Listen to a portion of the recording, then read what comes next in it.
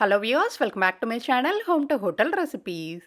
இன்றைக்கி நம்ம இந்த வீடியோவில் ரவையை வச்சு குழிப்பணியாரம் எப்படி செய்கிறதுன்னு பார்ப்போம். ஃபஸ்ட்டு ஒரு பவுலில் 1 கப் ரவை எடுத்திருக்கேன்.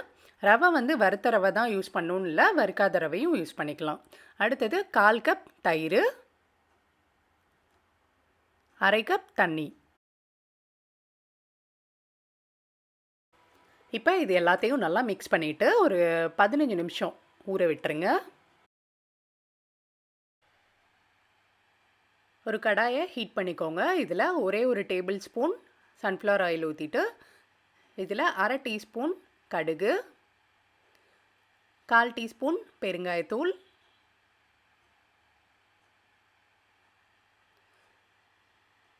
ஒரே ஒரு பச்சை மிளகாய் நல்லா பொடி பொடியாக கட் பண்ணிக்கோங்க. அதே மாதிரி கருவேப்பிலையும் நல்லா சின்ன சின்னதாக கட் பண்ணி கொஞ்சமாக சேர்த்துக்கோங்க. இதை லைட்டாக ஃப்ரை பண்ணதுக்கப்புறமா ஒரே ஒரு பெரிய வெங்காயம் நல்லா சின்ன சின்னதாக கட் பண்ணிக்கணும். வெங்காயம் லைட்டாக வதங்கினதுக்கப்புறமா ஒரே ஒரு கேரட் ஆப்ஷனல் தான், வேணும்னா சேர்த்துக்கோங்க. இதையும் நல்லா பொடி பொடியாக கட் பண்ணிக்கோங்க. இப்போ இதுக்கு தேவையான உப்பு 1/2 டீஸ்பூன் உப்பு சேர்த்துக்கிறேன். சேர்த்துட்டு ஒரே ஒரு நிமிஷம் லைட்டாக வதக்கணுன்னு அடுப்பை ஆஃப் பண்ணி வச்சிடலாம்.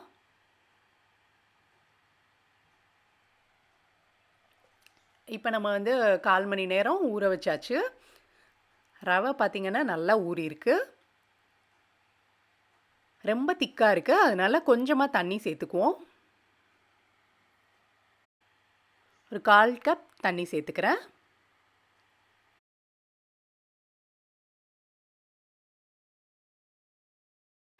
இப்போ நம்ம வதக்கி வச்ச காய்கறியை சேர்த்துக்குவோம். 1/2 டீஸ்பூன் மிளகாய்த்தூள்,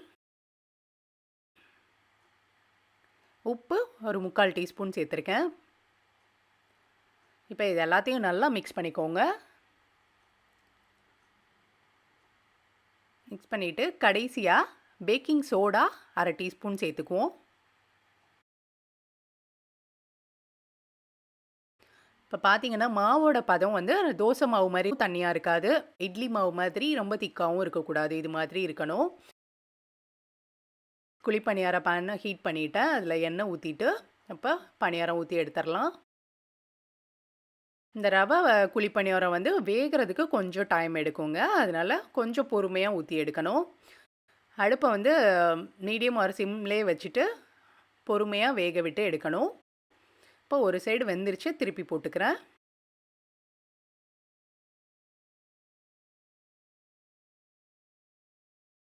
இப்போ இன்னொரு பக்கம் திருப்பினதுக்கப்புறமா கொஞ்சமாக எண்ணெய் விட்டுக்கோங்க.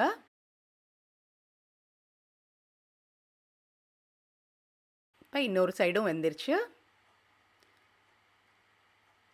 எடுத்து வச்சிடுறேன். ரவை குழிப்பணியாரம் ரெடி. உள்ளே எப்படி இருக்குன்னு பாருங்கள், நல்லாவே நமக்கு சாஃப்டாக வந்திருக்கு.